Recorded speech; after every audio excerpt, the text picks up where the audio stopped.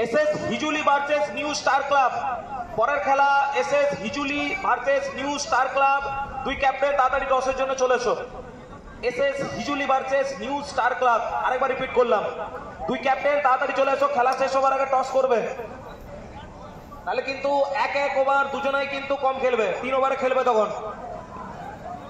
তো চলো, আর টার্গেটটা 23 থাকবে, এবং স্ট্রাইকে চিকু এবং নন স্ট্রাইকে পাপ্পা।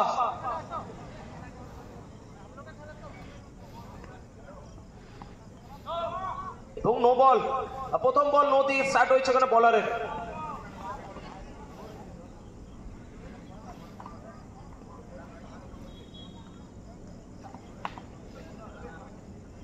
খুব ভালো শট ছিল, কিন্তু ব্যাটে বলে সেরকম কানেকশন ছিল না ফিল্ডারের হাতে। এবং ডট, तो चलिए डॉट बॉल फिर से, तो डॉट ही करना पड़ेगा यहां पर जीतने के लिए, लेकिन वो डॉट पे अब 4 रन आएगा, FOUR 4 रन।